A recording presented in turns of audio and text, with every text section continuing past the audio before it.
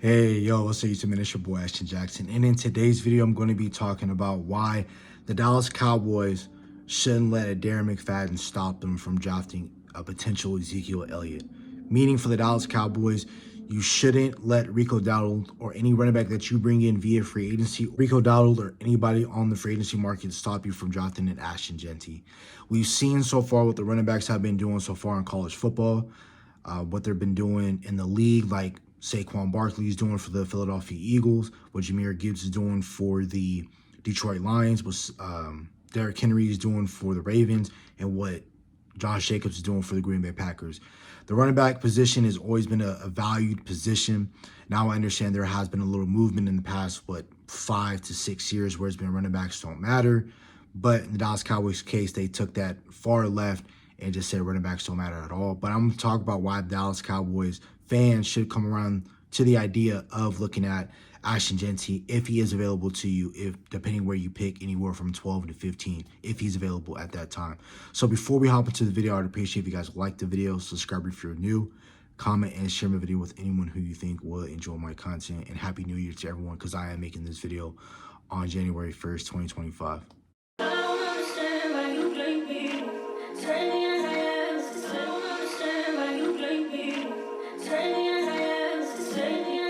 Happy New Year to everybody. Hope you guys having a safe day, safe travels. Hope you guys, are celebrating the correct way. Everyone made it safe and everything of that. I know there was an attack, a terrorist attack at New Orleans, right before or early this morning. And, that's why they had to delay the college football game between Georgia and Notre Dame. Prayers out to everybody who was affected by that. And also, there was some really great college football games today. My Arizona State Sun Devils took a loss in double overtime against the Texas Longhorns. And then there was a blowout game between, Ohio State blowing out Oregon 41-21. So there was a lot of good college football games. Hopefully everyone was able to watch those games in full and things of that nature. So now we're going to be talking about the Dallas Cowboys, right? And I believe that the Dallas Cowboys are coming into a very similar type of offseason to what they had in 2015 to now. Let's think back 10 years ago. The Dallas Cowboys suffered a heartbreaking loss, a catch, non-catch year against the Green Bay Packers. And, they lost that game. They lost their starting running back who had 1,900 yards from scrimmage and was awarded Offensive Player of the Year. He left. We traded for Darren McFadden from the Raiders. You look at Dallas Cowboys this year, right? Dallas Cowboys lost in heartbreaking fashion. Not really heartbreaking fashion. They got blown out by the Green Bay Packers. Let's put it like that. They got blown out by the Green Bay Packers. They lost a starting running back who got 1,000 yards a year prior. And, now they're coming into they're having the backup running back. They have 1,000 yards. Now the Dallas Cowboys are falling in love or starting to fall in love with their running back, and they're saying, oh, just re-sign that running back. We don't need to draft a running back high. That 2015 from a defensive standpoint was terrible compared to what our defense looks like this year, right? So with the Dallas Cowboys, they're coming into, again, both heartbreaking losses, 10 years apart, both coming in from losses from Green Bay. They both lost their starting running back. They're more explosive running back in free agency. Now they come into the other year, they have a backup running back come in, or they made a move for a running back to come in. They have 1,000 yards, and now the Dallas Cowboy fans are thinking we don't need to drop the running back high. Player A had 1,089 yards for us for 1 year. His longest carry of the season was 50 yards, 9 20-plus yard rushes. He had 3 rushing touchdowns. He had 3 fumbles. He lost 3 fumbles. And then if you look at player B, 1,007 yards. His longest run of the year was 27 yards. He had 2 runs of 20-plus. He had 0 for 30-plus. He had 1 rushing touchdown. He had 3 fumbles. He lost 2 of them. Player A, if you pick player A of, which running back would you take? Player A was Darren McFadden. Player B was Rico Dowdle. Rico Dowdle has, right now, before Sunday's matchup between the Washington Commanders, has 1,070 yards, and Darren McFadden had 1,089 yards, right? Very similar type of numbers, right? In terms of, again, Darren McFadden averaged 4.6 yards a carry on 239 yards, 239 attempts. Rico had 213 attempts, and Rico Dowdle was really our starting running back from week 9 from that Atlanta game on forward. He was our starting running back, right? Rico had 4.7 yards, and Darren McFadden had 4.6 yards, and Darren McFadden had 4.6 yards behind a better offensive line compared to Rico Dowdle. But again, those are skewed type of numbers. Again, he had 3 touchdowns, and Rico has 1 touchdown. So, Darren McFadden had 2 more touchdowns than Rico Dowdle did on the ground, right? So very similar type of numbers. Now we're coming into a draft where we're having, generational type of backs or really good backs they might be available for the Dallas Cowboys. We know what happened in 2016. We took Ezekiel Elliott. We also had Dak Prescott in the 4th round. Dak Prescott won Offensive Rookie of the Year. Should have been co-Offensive Rookie of the Year between him and his teammate. But really, Dak Prescott had a hell of a year, and why everyone fell in love with him was because we limited Dak Prescott's passing attempts from 25 to 30 passing attempts a game. Any single time that we needed to air the ball like how we did versus Pittsburgh, we still even leaned on Ezekiel Elliott on that day. But, we didn't want Dak Prescott to throw the ball 35, 40 times and so on and so forth. I believe that the Dallas Cowboys should go into the next offseason saying we need to build around Dak Prescott, make the most out of Dak Prescott's contract. He only has 3 more years left on his deal. Let's try to make the most of it. I know a lot of Cowboys are getting tired of him and everything like that because he haven't brought us a Super Bowl, hasn't brought us there to the dance or even got us close to the dance, the NFC Championship game. But it takes an organization for us to win the Super Bowl, right? So, again, we have, Darren McFadden was a really good running back. We were picking top 4. We already knew that we were picking Ezekiel Elliott. Those Jason Garrett administrations, we already knew once at the end of January, we already knew who we were picking in April, right? That's how it used to go. Remember when Leighton Vander Esch got picked, we already knew in January we were already picking Leighton Vander Esch, right? So, again, if you have an opportunity to pick the generational type of back, you have to take him.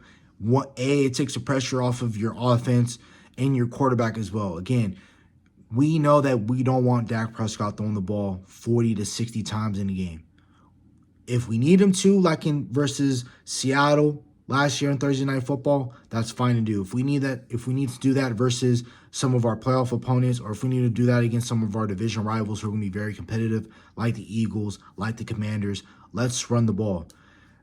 Jared Goff had a 5-interception day versus the Houston Texans. They were still able to win the game because of great defense, and they were able to run the ball, get the ball out of Jared Goff's hands, right? Give the ball to Gibbs and Montgomery. Jalen Hurts didn't have a hell of a year this year. He had a really good year. He's been putting up some really good numbers, but Saquon Barkley has 2,000 yards rushing. It helps out, Jalen Hurts in them, right? Jalen Hurts had a very suspect day versus the Washington Commanders. What happens on that Thursday Night Football showdown? What happens when they turn around and give the ball a couple of times to Saquon Barkley? A generational type of back. He was able to blow that game wide open that first time when Washington and Philadelphia played. And, Philadelphia basically ran off with a victory. Derrick Henry, they were able to blow out a potential, MVP type of front runner right now for MVP and Josh Allen. They blew him out 35-10. Why? Lamar Jackson has been a hell of a quarterback, a 2-time MVP type of quarterback. They're able to open things up for Lamar Jackson. They're giving it to Derrick Henry. Again, a generational type of back that was selected in the 2nd round. Should have been a 1st-round player, but woulda, coulda, shoulda, right? 2nd-round player and Derrick Henry. They're able to open things up for Lamar Jackson. Now Lamar Jackson can save his legs. So that's why when January comes and they need him to run the game, they need him to run the ball to win them games in the playoffs, he's able to. Now he doesn't have so much tread on his tires, so he's able to go out and make big plays. Jordan Love popped off last year, but Jordan Love looks a lot better, and that Green Bay Packers team looks a lot better this year when they're able to run the ball with a generational type of 1st-round back. Again, 1st-round back in Josh Jacobs, 1st-round back in Saquon, early 2nd-round pick with the Tennessee Titans when they took, Derrick Henry. Those guys, you look at those impacts, right? You look at Derrick Henry, they're the 3rd seed. Philadelphia with Saquon Barkley, the 2nd seed. Jahmyr Gibbs, they potentially are having to fight the chance to be the #1 seed, but they've been the #1 seed in the NFC for the majority of the year, right? You look at Green Bay. Green Bay slipped up a little bit, but Green Bay was at one point the fifth seed, the 6th seed. They were in competition with the NFC North. I know they're the 7th seed right now, but depending on how things go on Sunday, they could be the 6th seed or the 7th seed, depending on how things go, right? So again, I believe that right now, again, those running backs are helping those teams. They're going to help them a lot when it comes down to the things of the playoffs. Jordan Love, again, popped off last year, but he looks a lot better this year, and he still is on that maintained road right now. But again, Jordan Love and that Packers team was able to rely and lean on Josh Jacobs, and now, again, they punched their ticket into the playoffs. That's what the Dallas Cowboys need to do. And the Dallas Cowboys also need to realize that they will never get to the promised land. I know that it takes a lot, right? We have inept owners, we have inept front office and things of that nature. But the Dallas Cowboys, some of their best years when they've been able to have a #1 seed, when they've been able to have a top 2 seed, but mainly when they had the #1 seed and when they were able to win Super Bowls, it was because they were able to run behind a great offensive line or a solid offensive line, what Tony Dorsett had. They had a great defense, Chuck Howley, Bob Lilly, Harvey Martin, Mel Renfro, Cliff Harris, Charlie Waters, you had that crew, right? Then in the 90s, you had Charles Haley, Leon Lett, Russell Maryland, Ken Norton Jr., you had Deion Sanders, you had Darren Woodson. Then you had the great wall, that offensive line, Eric Williams, Larry Allen, Stepnoski, Hogan, Mark Tuinei. You had all those dudes, and then you had Emmitt Smith. The Cowboys, they got their offensive line. I believe it's solid. I believe you're able to run behind that offensive line. But if you pair that with a guy like Ashton Jeanty, I think he'll be able to turn your average to above average offensive line. And with a generational type of back, he can get 1,400 yards. And we need a running back right now that can take the load off of Dak Prescott. Again, everyone's tired of Dak Prescott throwing the ball 40, 50 times. If you want to limit Dak Prescott's mistakes and from him turning the ball over, do exactly what you did 9 years ago by drafting a running back high and using that pick on a running back to save you, correct? So let's do that, and we'll be all right. Again, now, if you look at Take-a-thon, first and then now the second half of the video closing, right? Will we be even able to take Ashton Jeanty? If we're looking at it from a non-biased look, because I want potentially Ashton Jeanty if he's available. If he's not available, I would love Emeka Egbuka. You guys just saw him play for Ohio State versus Oregon. Really great wide receiver too. Jeremiah Smith is going to be a dude. He would easily be a first-round pick if he's available. But when he's draft eligible in 2 years in 2027, that's going to be a definite bona fide wide receiver 1 in that draft class. But again, Ashton Jeanty is the main focus of the video. Right now on Tankathon, we're slated to pick 13. New England, could they take Ashton Jeanty? They could, but they could possibly take him if they want to trade back where the Giants are, if the Giants want to move up 3 spots, because Giants are currently picking at 4, New England's at 1. New England already has their quarterback. If they want to trade back and get a haul, they can definitely do that and pick Ashton Jeanty at 4 or 5. But if New England isn't hungry and they want to stay there and stick and pick, Travis Hunter is the pick. I think possibly for me, I think 3 quarterbacks go. I think Cam Ward goes, I think Shador goes, and I think maybe 4, but I think if Quinn Ewers goes and he declares to go to the draft, and let's say they go to the national championship and they win it, and Quinn Ewers looked exactly similar to how he did versus Arizona State today. He makes some big throws. He makes some big timing throws. I think a team can definitely want to take a chance on Quinn Ewers. He has a big arm. He is accurate. He can make throws. He can make all the throws that he needs to. He just needs to stay healthy and stay consistent. But if a team sees those deficiencies and they want to fix that, I can see him going first round. But if Quinn Ewers declares for the draft and he has a really good playoff performance, I think this playoff performance determines whether or not he goes or not. But I think he might go first round. Jalen Milroe is some people are going to coin him the Lamar Jackson, Jalen Hurts type of mold. I don't see him in that Lamar Jackson mold, but I can see him similar to that Jalen Hurts mold. Jalen Milroe has a big arm. Jalen Milroe can run, utilize his legs. You can utilize that. I can see a team possibly wanting to take a chance on that. Again, I think Tennessee goes quarterback. I think Cleveland goes quarterback.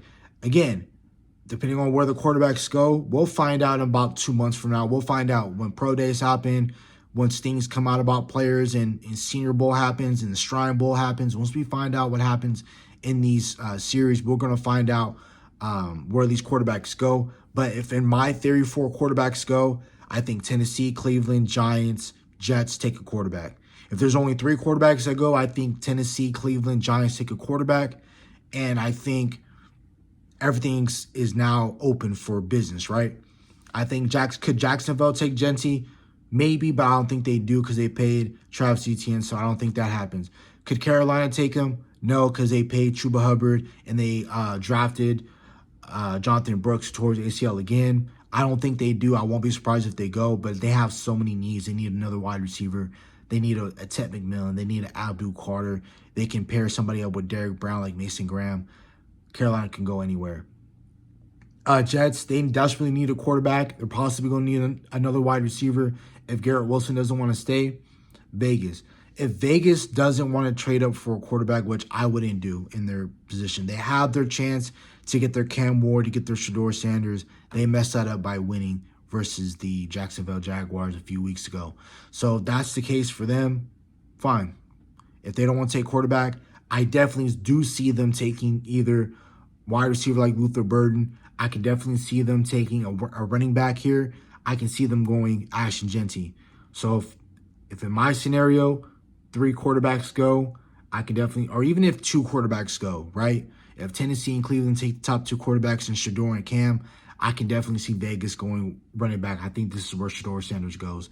Prime time, I'm not saying, Deion goes there, but again, you're playing in Vegas, run dominant, run the ball, play great defense. That's what Antonio Pierce, that's the type of energy he exudes. I can see him going there. Does Jeanty go to Chicago? No. Could New Orleans go take him? Maybe, because, Alvin Kamara, they did extend him. They did take Kendre Miller last year at TCU. It depends on what they do there. San Francisco. Can San Francisco take him? I think they could. Again, do they like Isaac Guerendo? Yeah, they do. They have Elijah Mitchell. Jordan Mason's going to be a free agent. CMC isn't going to be available until December of next year. So I can see them taking a running back. Ashton Jeanty opens up everything they need. They're going to pay Brock Purdy in the offseason. They're probably going to trade or offload Deebo Samuel. So I can see them going wide receiver. Ricky Pearsall has been popping off. I believe they signed Greg Jennings to an extension. They have George Kittle. I can see them going running back. They can go a lot of different places. They're not really a team that needs a lot of things, so they can go Malachi Stark, safety, out of Georgia. They can go take corner like Will Johnson, or if they like Chevelle, the East Carolina corner, if they want to go, whoever the best defender is, they can go there as well. They can go D-tackle Ken Grant out of Michigan, depending on what they want to do, because I know Javon Hargrave had a big-time injury, tricep injury, and, they can definitely upgrade at that defensive tackle spot. They can go a lot of different places, but I believe Jeanty will be a place that could go to San Francisco if, San Francisco wants to. I'm not throwing out of the realm of possibilities. The Shanahan tree, they love their running backs, but Kyle Shanahan, from his dad, saw Terrell Davis. I would not be surprised if he wants to take a generational type of back if he's available to them on the board. Indianapolis, no, they paid Jonathan Taylor. They're fine at running back. Now here comes Dallas. Again, the 2 major teams that are in play are Bay Area teams, or, Vegas being a former Bay Area team, but I always view them as a Bay Area team because that's where most of their fan base is from, either the Bay Area or LA. But again, either Vegas or San Francisco are the 2 teams that are in play to take Jeanty. They're all picking in front of you. Depending on what happens on Sunday, if you lose against the Washington Commanders and San Francisco wins, you bump up because of just strength of schedule, because you have a lesser strength of schedule than what San Francisco does. And then if Indianapolis beats Jacksonville, again, those 2 teams would win. You would bump up 2 spots. Or no, my bad. You would bump up at least 1 spot to 12 because Indianapolis has a worse schedule, but they would end up having a better record than you would, so they'll bump down. If San Francisco wins, San Francisco will bump down, and you go all the way back up to 11. And if you're at 11, that eliminates the from that 2 people down to 1, and Vegas will be the only possible team that could take Jeanty, and then that will leave you with 1 competitor. That'll be the Vegas Raiders, and who knows? If you want to trade up 3 spots with the Raiders, I don't think it happens again. But again, that's your, you commonly trade with the Raiders. So if the Raiders want to do you solid and, they only want to take maybe your 5th round pick and you want to move up 3 spots and take a running back, maybe. But again, I don't think the Dallas Cowboys will do that. We're not aggressive like that. And really, the Dallas Cowboys will just want the board to fall to them. So again, a long-winded video. Again, Dallas Cowboys coming in very similar off seasons. Dallas Cowboy fans are like, okay, we'll just take Rico Dowdle, we'll sign him to a cheaper deal, and we'll just pick the best offensive position like wide receiver, offensive line, or we'll go corner because we need an outside corner. We need safety. We need another linebacker in here. We need another edge to pair with Micah. We need a defensive tackle. We need another tight end if you want to go Tyler Warren at that spot. Penn State. So the Dallas Cowboys can go so many places. But I think, again, that Dallas Cowboy fans should open up to the fact of maybe drafting Ashton Jeanty if he is available. That's about it for the video. Hope you guys have a nice day. Stay safe, stay blessed. Bye.